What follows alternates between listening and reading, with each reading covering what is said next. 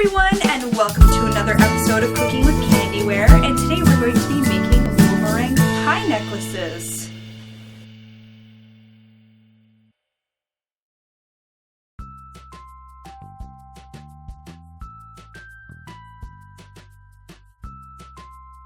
Hi everyone, and welcome back to Cooking with CandiWare, and I am Candace. I've got little Blaze here with me. He's flopping on my lap. But anyways, like I mentioned in the intro, we're making lemon meringue pie, and I just love, my favorite aspect of this necklace is just the icing on top and how it just looks like it's lightly baked and everything. It's just so adorable. And I hope you enjoy it also. Please don't forget, if you never want to miss a beat with what's going on with CandiWare, to hit the little bell so that you always can stay up to date. And like always, don't forget to click on the link below, which is the kit link, which will show you pictures and descriptions of all the items that are in this kit. So yeah, as I rub this adorable kitty down here, let's get right into the DIY. So like always, here are all the tools, and find them in the description box below. And our first step will be making the lemon meringue part, or the lemon. So I took some light yellow clay and I'm mixing it with almost half the amount with translucent. And you can add a little bit more meringue, but you want it to be slightly see-through, so the more translucent you add, the better really for this.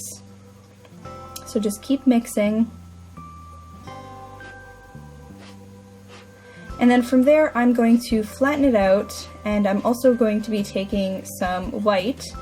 You can add a little bit of translucent if you want, but you want these to be the same height. That's why I'm rolling them out at the same time.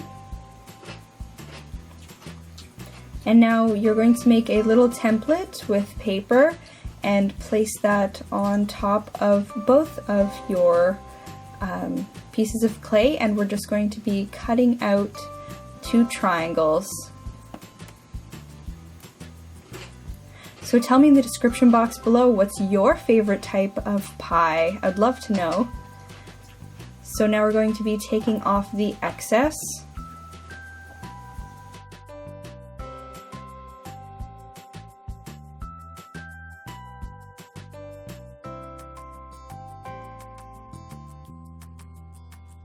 And then you can just go in and flush everything out to make sure it's nice and straight, and take off any little bits that are left over. And now we're going to be doing the same thing with the template with a thinner piece of crust, and this is Sahara clay. So we're just going to score it off and then take off the excess. And this one you do want the extra little flappy bit on the end, because that's going to be the crust that comes up the back end. And then you're going to be using a dotting or a needlepoint tool and just going in circular motions over both parts of the crust.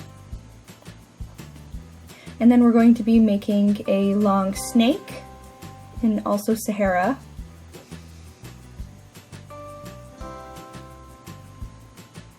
And then we're going to be putting on the meringue, or the lemon, and then the meringue on top.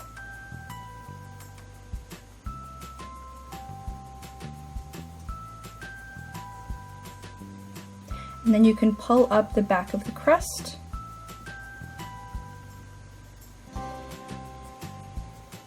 And then from there you can just put on the snake that we made and then cut off the excess. And then we're going to be adding on the little indents on the top of the crust, and then using our needle tool to add on some more texture.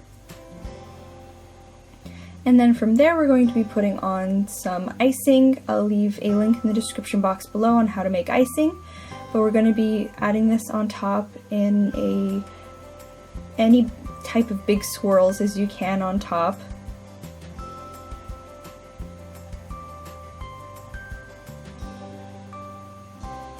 And then I'm adding on some chalk pastel on the very top and the back.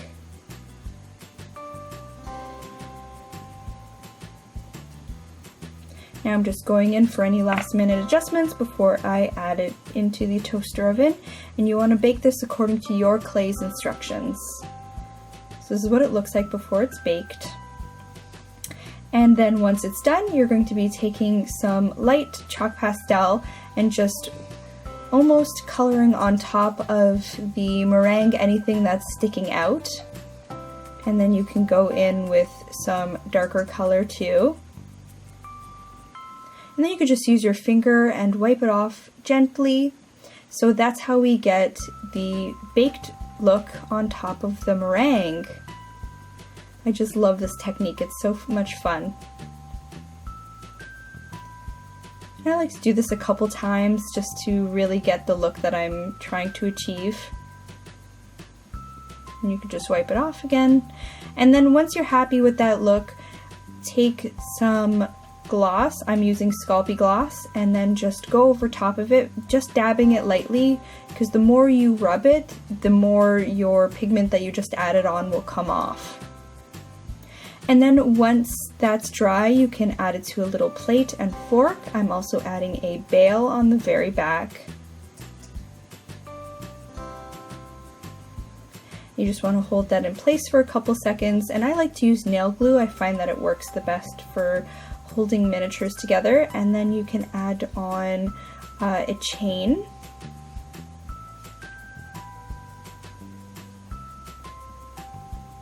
So I like to get a bail that has a big enough opening so I can just fit my chain through and then close it up.